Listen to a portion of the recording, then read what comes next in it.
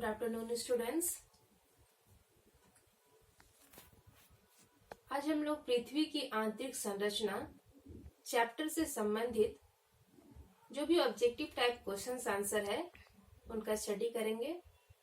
जैसा कि हम लोग जानते हैं कि पृथ्वी की आंतरिक संरचना के बारे में जो प्राप्त ज्ञान है वह अप्रत्यक्ष प्रमाणों पर आधारित है, इनडायरेक्ट एविडेंस पर बेस्ड है, जिसमें हम लोगों ने फर्स्ट स्टडी किया था density, second pressure, third temperature, earthquake waves and मेटेओर्स,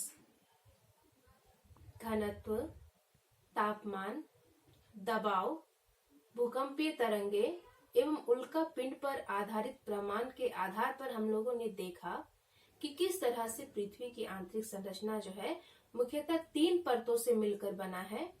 पहला जो है भूपर्पटी, क्रस्ट या सियोल, सेकेंड लेयर मेंटल, सीमा या भूप्रवार, थर्ड लेयर कोर, क्रोड या नीफे।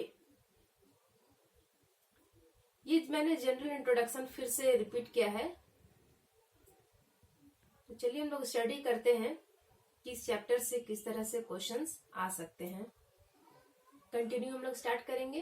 क्वेश्चन नंबर 8 तक हम लोगों ने पिछले वीडियो में किया है। क्वेश्चन नंबर 9,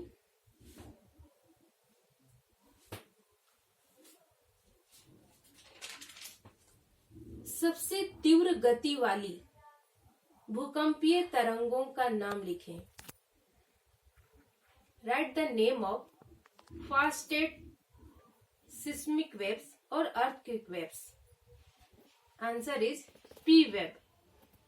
देखिए सबसे ज्यादा तीव्रता किसकी मिलती है? P waves, 8 kilometre per second. और जो सेकेंड वेव्स था, सेकेंडरी वेव्स, उसका कितना था? हम लोगों ने पिछले क्लास में पढ़ा है 3 किलोमीटर पर सेकेंड। मैं यहाँ फिर से रिपीट कर रही हूँ। थर्ड जो आपका भूकंपीय तरंगे हैं, L waves, long surface wave, जिनका वेलोसिटी था 3 किलोमीटर पर सेकेंड। देखिए ये एक क्वेश्चन और भी पूछे जा सकते हैं यहाँ पर कि सबसे ज्यादा विनाशकारी भूकंपीय तरंगे कौन सी हैं? सबसे ज्यादा विनाशकारी भूकंपीय तरंगे जो है लॉन्ग सरफेस वेव है।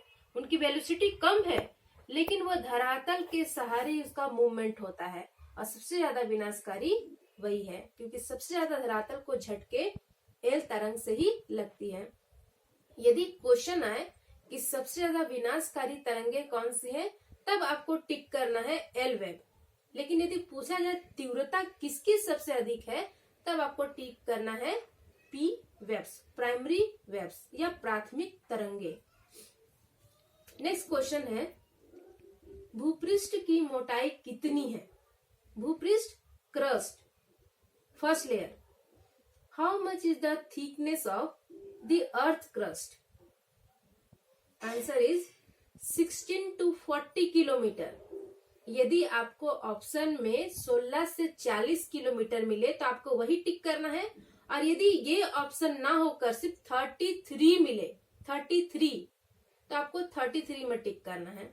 क्योंकि कभी कभी ऑप्शन में आपको 16 से 40 किलोमीटर भी लिखा हुआ मिलेगा, कभी कभी कोई आंसर में आपको लिखा मिलेगा 33। यदि दोनों में से कोई एक ऑप्शन मिले तो आपको उसमें टिक करना है।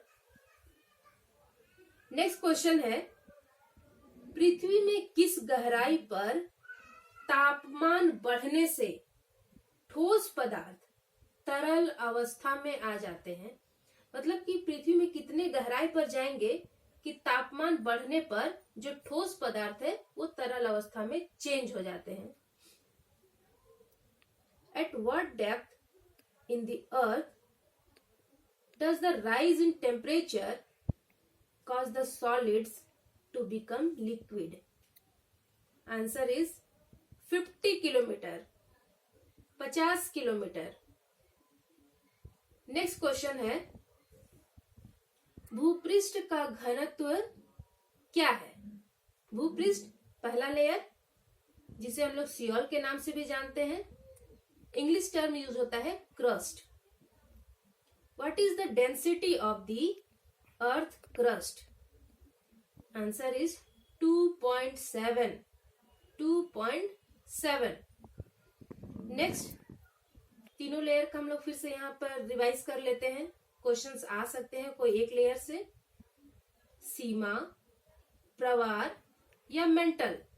देखिए सेकेंड लेयर है, इनको सीमा, भूप्रवार या मेंटल तीनों नाम से जाने जाते हैं. का घनत्व क्या है? What is the density of the earth mental?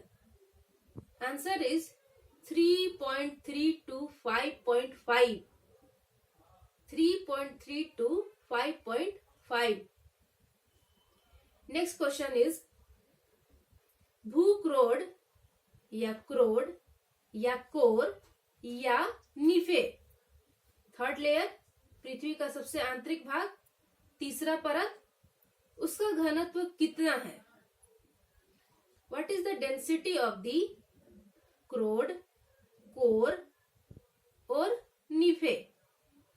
अगर आपको आंसर में सिर्फ 11 से 17, 11 to 17 ऑप्शन रहे तो आप इसमें टिक करिएगा 11 to 17.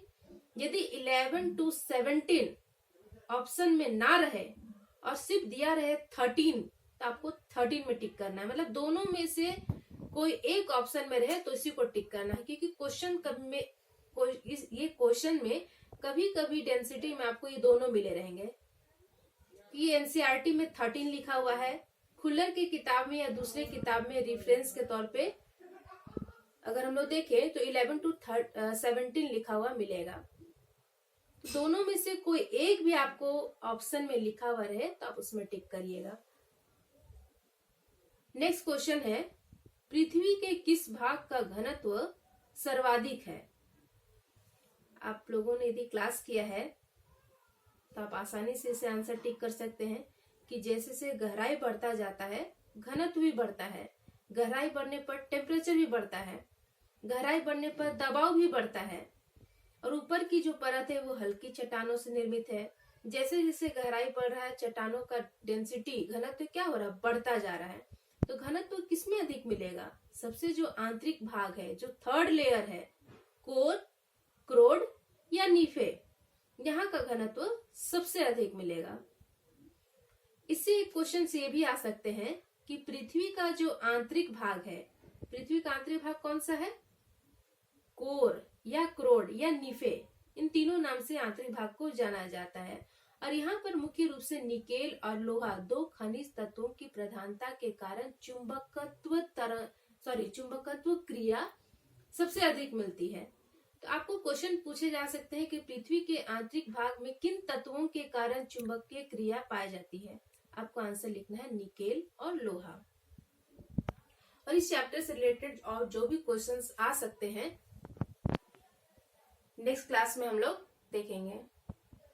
आपको कोई भी डाउट्स है आप कमेंट्स में लिखिए, डाउट्स का समाधान किया जाएगा. Thank you.